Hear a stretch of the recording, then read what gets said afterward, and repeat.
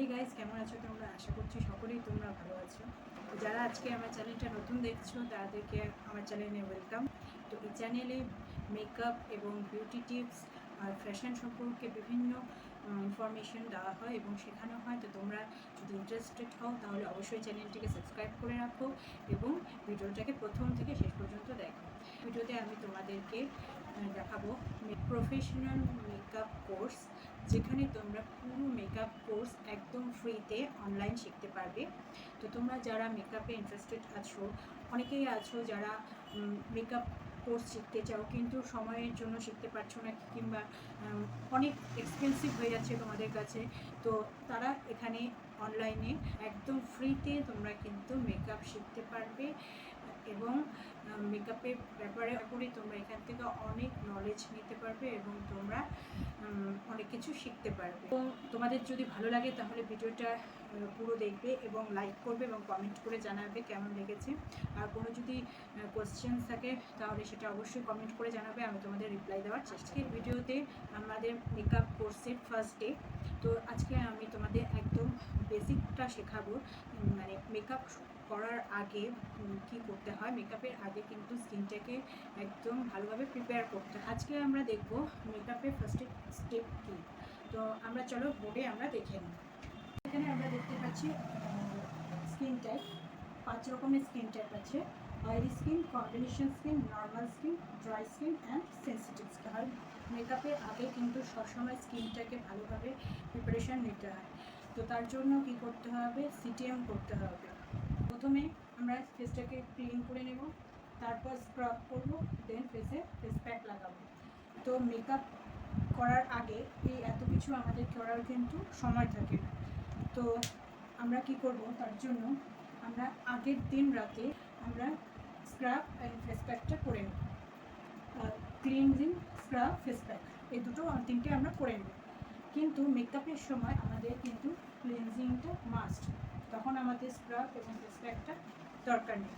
তো আমরা আমরা স্কিন টাইপ সম্পর্কে জেনে নিলাম। Oily skin, combination skin, normal skin, dry skin, sensitive skin.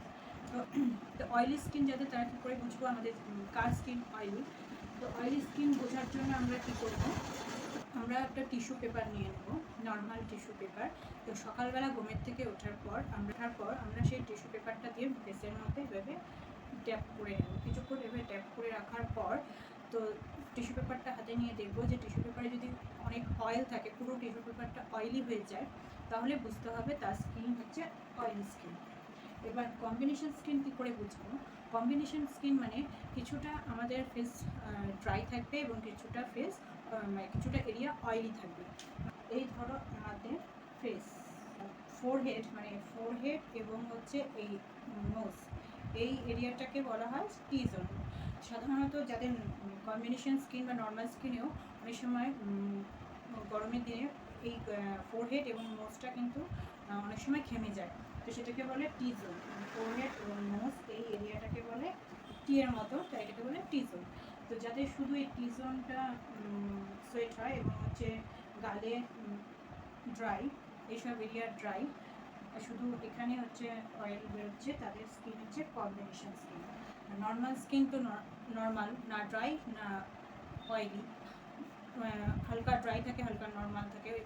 Normal স্কিনে কি হয়, ওয়েদার হিসাবে তাদের স্কিনটা কিন্তু বোঝা যায়। যখন ড্রাই ওয়েদার মানে শীতের দিনে কিন্তু একটু হালকা ড্রাই হয়, এবং গরমের দিনে কি হয়, গরমের দিনে কিন্তু তাদের স্কিনটা হালকা মোটামুটি অয়েলের দিকেই থাকে, অয়েলি হয়ে যায়। তো তাদের স্কিনটা হচ্ছে নর্মাল স্কিন। আর ড্রাই স্কিন কী করে বুঝো? ড্রাই স্কিন তো আমরা বুঝতেই পারি কীভাবে। ড্রাই স্কিন যাদের স্কিন গরমের দিনেও ড্রাই থাকে, অয়েল বের হয় না, এবং শীতের দিনে তো খুব ড্রাই হয়ে যায়, তাদের স্কিনটা হচ্ছে ড্রাই স্কিন। স্কিনটা একটু টানে, মানে ময়শ্চারাইজার না লাগালেই হয় না, এবং শীতের দিনে তো খুবই ড্রাই হয়ে যায় স্কিন, তাদের হচ্ছে ড্রাই স্কিন। আর সেন্সিটিভ স্কিন কী করে বুঝবো? সেন্সিটিভ স্কিন হচ্ছে যাদের হচ্ছে মানে সব রকম প্রোডাক্ট ইউজ করতে পারে না, র্যাশ বেরিয়ে যায়, ইচেস হয়, তাদের হচ্ছে সেন্সিটিভ স্কিন। তারা সব রকম কিন্তু প্রোডাক্ট ইউজ করতে পারে না। যারা মানে প্রথম থেকে যেই প্রোডাক্টটা ইউজ করে যাচ্ছে, সাধারণত বেবি প্রোডাক্টই তাদের স্যুট হয়, তো তাদের হচ্ছে সেন্সিটিভ স্কিন।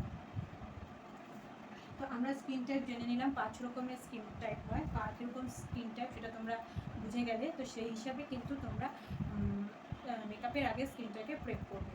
তো এবার আসি স্কিনের প্রিপারেশনের ব্যাপারে। যখন আমরা মেকআপ করব, এটা তো গেল আগে মেকআপের আগের দিন আমরা স্ক্রাব, প্রথমে তো আমরা এখানে বললাম যে মেকআপের আগের দিন আমরা স্ক্রাব এবং ফেস প্যাক লাগিয়ে রাখবো, তাহলে স্কিনটা ভালো থাকবে, মেকআপের জন্য সুইটেবল হবে। তারপর আমরা এবার জানবো হচ্ছে মেকআপের সময় আমরা কীভাবে স্কিনটাকে প্রিপারেশন করবো। আমরা প্রথমে কী করবো, মেকআপের আগে ড্রাই স্কিন হোক কিংবা অয়েলি স্কিন হোক কিংবা নর্মাল স্কিন, সেন্সিটিভ স্কিন, সবাই আমরা কিন্তু মেকআপের আগে, ঠিক আছে, প্রথমে কিন্তু আমরা ক্লিনজিংটা করবো মাস্ট। অয়েলি স্কিন হোক কিংবা dry skin, normal skin, sensitive skin, সবাইকেই কিন্তু মেকআপের আগে কিন্তু ফেসটাকে ক্লিনজিং করে নিতেই হবে। তারপর আসবো টোনিং।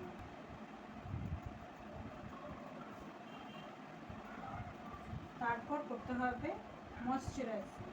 অয়েলি স্কিন হোক কিংবা dry skin, normal skin, sensitive, dry skin, সব স্কিনই কিন্তু ক্লিনজিং, টোনিং, ময়শ্চারাইজিং এই 3টে পার্ট কিন্তু করতেই হবে।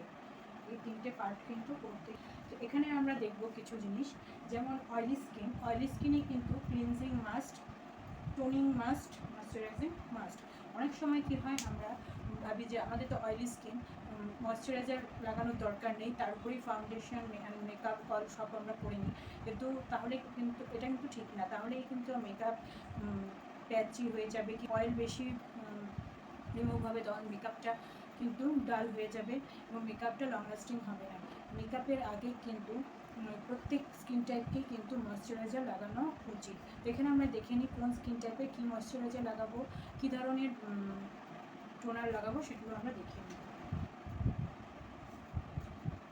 তো যাদের অয়েলি স্কিন তারা প্রথমে ক্লিনজিং করবে। এখানে তোমরা ওয়েট ওয়াইপস ইউজ করতে পারো, যে ক্লিনজিং ওয়াটার আছে সেটাও তোমরা ইউজ করতে পারো। তো সবথেকে ভালো হয় ওয়েট ওয়াইপস যেটা আছে সেটা ইউজ করা ক্লিনজিংয়ের সময়। দেন আসছে টোনিংয়ের ক্ষেত্রে তোমরা অয়েলি স্কিন যে টোনার ইউজ করো, নিম ওয়াটার কিংবা টি টোনার যেটাই আছে তোমরা ইউজ করো, সেটা কিন্তু তোমরা ইউজ করবে।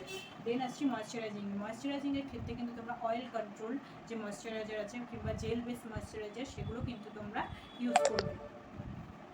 এবং এবার আসছি ড্রাই স্কিনের ক্ষেত্রেও কিন্তু ক্লিনজিং অবশ্যই মাস্ট। এক্ষেত্রে তোমরা ওয়েট ওয়াইপস ইউজ করবে। দেন আসছে টোনিংয়ের ক্ষেত্রে কিন্তু এই ক্ষেত্রে তোমরা ড্রাই স্কিনের ব্যাপারে টোনিংটাকে স্কিপ করতে পারো, ঠিক আছে। টোনার আমরা কেন ইউজ করি, আমরা যে ওপেন পোর্সগুলো হয় আমাদের স্কিনে, অয়েলি স্কিনে সাধারণত এই প্রবলেমটা বেশি হয়, ওপেন পোর্স হয়। তো যে পোর্সগুলো হয় সেই পোর্সগুলোকে আমরা ঢাকার জন্য আমরা টোনার ইউজ করি। স্কিনের ক্ষেত্রে কিন্তু পোর্সের যে প্রবলেমটা সেটা কিন্তু একদমই কম, মানে হয় না। তো সেক্ষেত্রে কিন্তু টোনারটা আমরা ড্রাই স্কিনের ক্ষেত্রে আমরা স্কিপ করতে পারি। অয়েলি স্কিনের ক্ষেত্রে কিন্তু টোনার মাস্ট, কারণ অয়েলি স্কিনে কিন্তু ওপেন পোর্স অনেক বেশি পরিমাণে থাকে, যার জন্য অয়েলটাও বেশি রিমুভ হয়। জন্য আমরা টোনার ইউজ করি যাতে অয়েলটা কন্ট্রোল হয়, একটু কম রিমুভ হয়। তো সেক্ষেত্রে তো ড্রাই স্কিনের ক্ষেত্রে কিন্তু পোর্সের প্রবলেম থাকে না, তো তার জন্য সেক্ষেত্রে টোনারটা আমরা স্কিপ করতে পারি। এবার আসছি ময়শ্চারাইজিংয়ের ক্ষেত্রে কিন্তু ড্রাই স্কিন যারা আছে তারা কিন্তু ডিপ ময়শ্চারাইজার যেটা আছে সেটা ইউজ করবে, মানে যেটাতে ময়শ্চারাইজিং বেশি। হোয়াইট যে নিভিয়ার, যেমন নিভিয়াস ময়শ্চারাইজিং ক্রিম যেটা আছে সেটা ইউজ করতে পারো, কিংবা তোমরা যে কোনো ডিপ ময়শ্চারাইজিং যেটা হয় সে ধরনের ময়শ্চারাইজার কিন্তু ড্রাই স্কিন ইউজ করা। আসছি কম্বিনেশন স্কিনের ক্ষেত্রে কী হয়, আমি প্রথমে বললাম যে ওদের হচ্ছে ওয়েদার হিসেবে তাদের স্কিনটা কিন্তু চেঞ্জ হয়। যেমন গরমের দিন টি জোন থেকে বেশি পরিমাণে অয়েল রিমুভ হয়, ঘাম হয়, আর বাকি সব এরিয়াগুলো চিক বলো এবং আদার্স এরিয়াগুলো কিন্তু অতটা অয়েল রিমুভ হয় না, আবার একদম ড্রাইও থাকে না, নর্মাল থাকে। আবার যখন উইন্টার আসে তখন কী হয়, এই টি জোন থেকে হালকা অনেকের অয়েল রিমুভ হয়, অনেকের হয় না, আর এই সমস্ত এরিয়াগুলো একদম ড্রাই হয়ে যায়। তো সেক্ষেত্রে কী করবে, তোমরা ওয়েদার হিসাবে ময়শ্চারাইজার ইউজ করবে। তোমরা যে কোনো টোনার ক্লিনজিং তো করে নেবে ওয়েট ওয়াইপ দিয়ে, দেন তোমরা টোনার ইউজ করবে। তোমরা যে টোনার ইউজ করতে পছন্দ করো সেই টোনারই ইউজ করবে। দেন তোমরা ময়শ্চারাইজার ইউজ করবে। তোমাদের যদি মনে হয় স্কিনটা বেশি ড্রাই লাগছে, অয়েল হালকা হালকা হচ্ছে, তাহলে তোমরা অয়েলি ড্রাই স্কিনের যে ময়শ্চারাইজার আছে সেটা তোমরা ইউজ করবে। এবং যদি তোমাদের মনে হয় যে না আমাদের স্কিনটা অয়েল বেশি রিমুভ হচ্ছে, ড্রাই অতটা নেই, তো সেক্ষেত্রে তোমরা অয়েল কন্ট্রোল যে ময়শ্চারাইজার আছে সেগুলো জেল বেস ময়শ্চারাইজার ইউজ করবে। এবার আসছি নর্মাল স্কিন। নর্মাল স্কিনে তো কোনো প্রবলেমই হয় না, নর্মাল স্কিন সব রকম প্রোডাক্টই ইউজ করতে পারে। তোমরা ক্লিনজিং করে নেবো ওয়েট ওয়াইপস দিয়ে, তারপর তোমরা টোনার লাগাবে। তোমরা যে টোনার ইউজ করো, তোমরা অল স্কিন টাইপের টোনারই ইউজ করতে পারো। ময়শ্চারাইজারের ক্ষেত্রেও তাই, তোমরা অল স্কিন টাইপ যে ময়শ্চারাইজারগুলো হয় সেগুলোই কিন্তু ইউজ করবে। এবার হচ্ছে সেনসিটিভ স্কিন। সেনসিটিভ স্কিনের ক্ষেত্রে তোমরা কী করবে, তোমরা ওয়েট ওয়াইপস ইউজ করতে হয়। এক্ষেত্রে কিন্তু তোমরা বেবি ওয়েট ওয়াইপস যেগুলো হয় সেগুলো কিন্তু ইউজ করতে পারো, বেবি ওয়াইপস। এক্ষেত্রে তোমরা বেবি ওয়াইপস ইউজ করতে পারো। টোনিংয়ের ক্ষেত্রে তোমরা রোজ ওয়াটার ইউজ করবে। যাদের হচ্ছে সেনসিটিভ স্কিন, এখানে তোমরা রোজ ওয়াটার ইউজ করবে।